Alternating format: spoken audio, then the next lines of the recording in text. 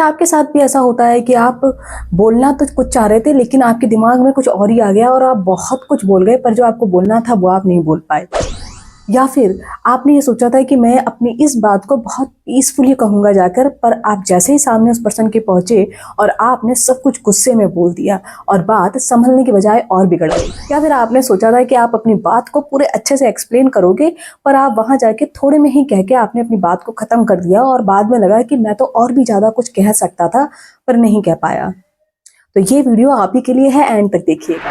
क्या आपने कभी गौर किया है कि जब आप अपनी बात को पूरी तरह से नहीं कह पाते हो तो आपको गले में जकड़न महसूस होने लगती है? बायोटेक्नोलॉजिस्ट एंड साइकोथेरेपिस्ट होने के नाते मैं आपको बताना चाहती हूँ कि ये आपकी सिर्फ फीलिंग नहीं है, ये बायोलॉजिकल एक्सप्रेशन में रुकावट है। जब हमारी इंटरनल ट्रुथ मीन्स आंतरिक सच्चाई और बाहरी शब्दों में मेल नहीं होता है, मीन्स अलग अलग होते हैं, तो ये हमारी मेटाबॉलिक मास्टर ग्लैंड की कार्य क्षमता को प्रभावित करता है।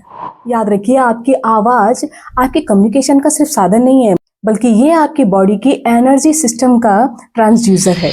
अब इसे थोड़ा सा एलिमेंट वाइज समझ लेते हैं। ये जो हमारे गले का रीजन होता है, इसी में ही विशुद्ध चक्र प्रेजेंट होता है और यही वो एरिया है जहां पर प्रमुख यानी मेन एंडोक्राइन ग्लैंड्स होते हैं। अलग अलग एलिमेंट्स जब हमारी बॉडी में बढ़ते हैं तो इनका कैसे इम्पैक्ट पड़ता है, चलिए इसको जानते हैं। मान लीजिए हमारी बॉडी में वात यानी वायु बढ़ा हुआ है, यानी इसे हम वात इम्पैक्ट कहेंगे, तो क्या होगा? तो जब हम बात करेंगे तो हमारी आवाज कांपेगी और मन में एंजाइटी रहेगी, मीन्स हम जब बोल रहे होंगे तो उसमें घबराहट होगी। पित्त इम्पैक्ट, अगर बॉडी पित्त डोमिनेंट है तब क्या होगा? तब हमारी आवाज में कड़वाहट होगी और शरीर में एसिड बर्निंग जैसी फीलिंग होगी। और वहीं अगर कफ प्रकृति है तो आपकी आवाज में भारीपन यानी मोनोटोनस हो जाएगी और आप अपनी बात को कहने में आलस करोगे और गले में भारीपन मीन्स कफ जमा हो जाएगा, और जिसकी वजह से आपकी बात स्पष्ट नहीं होगी। और यही है बायोटेक्नोलॉजी ऑफ साउंड, मीन्स आपकी आवाज की फ्रीक्वेंसी ही आपके हार्मोन्स को संकेत भेजती है। अब हम ऐसे 5 सॉल्यूशन को जान लेते हैं जिनसे हम अपनी कम्युनिकेशन को बेहतर बना सकते हैं। वेगस रेजोनेंस, हम फ्रीक्वेंसी। एक शांत मुद्रा में बैठ जाइए और हम का गहरा गुंजन करिए, लाइक दिस,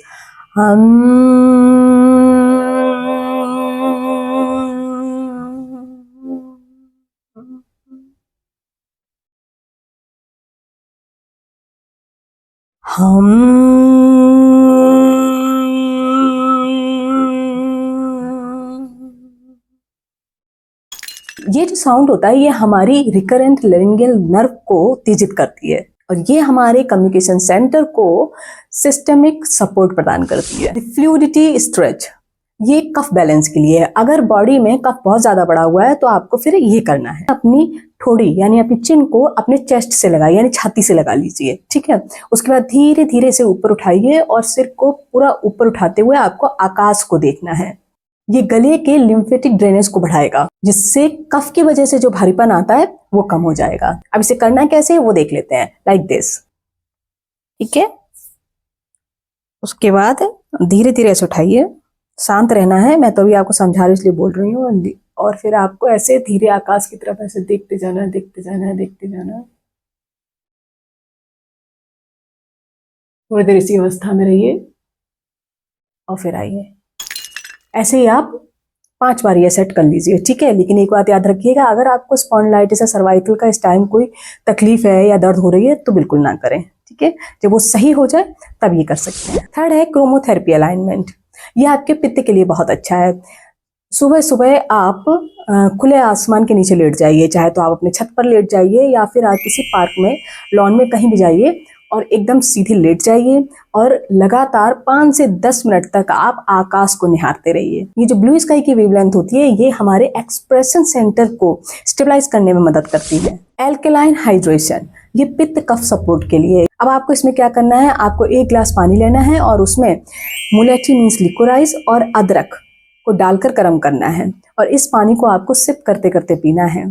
जो अदरक होता है ये कफ को काटने का काम करता है और मुलेठी पित्त की जलन को शांत करके टिश्यूज को रिजुविनेट करने का काम करती है। कॉग्निटिव इंटीग्रिटी, वात बैलेंस के लिए दिन में 15 मिनट सत्य मौन का अभ्यास जरूर करें। सत्य मौन का मतलब है जो भी कहूंगा सच कहूंगा, प्रिय कहूंगा और अनिवार्य है तभी कहूंगा। ये सत्य मौन में आता है। ये हमारी प्रीफ्रंटल कॉर्टेक्स के भार को कम करता है और हमारी प्राणिक एनर्जी मीन्स प्राणिक ऊर्जा को रिलाइन करता है।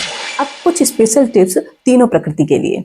अगर आप वात प्रकृति के हैं और आपको बहुत सारे थॉट्स आ रहे हैं, बहुत सारे आइडियाज़ आ रहे हैं, तो जब आप किसी से बात करने जाओगे तो वो हैफाजर्ड हो जाएगा। मीन्स आपको समझ में ही नहीं आएगा कि आप कौन सी बात कहना चाह रहे हो, और बहुत ज़्यादा बातें जब आपके दिमाग में आएंगी तो आप बहुत ज़्यादा बोलोगे, जिसकी वजह से जो ज़रूरी बात होगी वो रह जाएगी। तो आपको क्या करना है, आपको जर्नलिंग करनी है। यानी जब आप किसी से बात करने जाएं तो सबसे पहले नोट कर लें सारे पॉइंट्स कि कौन कौन सी बात आपको कहनी है, और सबसे ज़रूरी पॉइंट को सबसे पहले लिखिए और उसको सबसे पहले कहिए।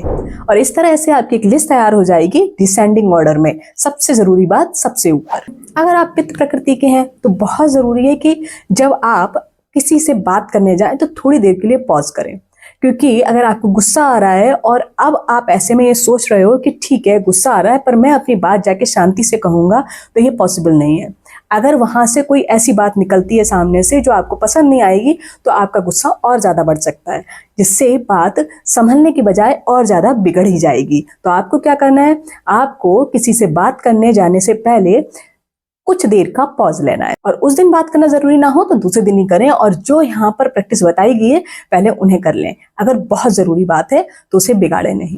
कब प्रकृति के लोग, इनके पास कहने के लिए है तो बहुत कुछ, बस आलस की वजह से ये अपनी बात को लंबे में कहने की बजाय छोटे में कह देते हैं और बाद में परेशान होते हैं कि अरे मैं तो बहुत कुछ बोल सकता था लेकिन नहीं बोला। तो आपको क्या करना है, आपको जो भी बात कहनी है उस बात को एक शॉर्ट फॉर्मेट में यानी पैराग्राफ की तरह तैयार कर लीजिए, जिससे कि जब आप बोलने जाएं तो आलस की वजह से अपनी बात को बीच में ही ना रोक दें, अपनी बात को छोटे में ही कंप्लीट कर लें। कम बोलने की वजह से या आलस के चलते आप अपनी बात को ना कहने के गिल्ट में नहीं आएंगे। आप शॉर्ट में अपनी बात को तैयार करिए और उसको एज सच डिलीवर कर दीजिए। याद रखिए, हर प्रकृति में अपने गुण होते हैं। कफ के पास स्थिरता है, पित्त के पास स्पष्टता है और वात के पास प्रभाव है। ये तीनों मिलकर ही आपको एक बेस्ट कम्युनिकेटर बनाते हैं। तो इन तीनों का बैलेंस में होना बहुत जरूरी है, क्योंकि आपकी आवाज ही आपके स्वास्थ्य का सोनिक ब्लूप्रिंट है। तो अपनी वाणी को अपनी प्रकृति के साथ जोड़ें और स्वस्थ रहें। अगर आज से रिलेटेड कोई भी क्वेश्चन है तो आप कमेंट सेक्शन में लिख दीजिए, नहीं तो आप ऑफिशियल नंबर पर व्हाट्सएप मैसेज भी कर सकते हैं, आपको अबाउट सेक्शन में या डिस्क्रिप्शन में मिल जाएगा। पर याद रखिए, ओनली व्हाट्सएप मैसेज। ओके, अगले सेशन में हम अजना चक्रा और बायोलॉजिकल क्लॉक के तालमेल पर बात करेंगे। तो आज के लिए इतना ही, मिलते हैं अगले वीडियो में। So take care, God bless you, see in the next video, bye, नमस्ते, थैंक यू।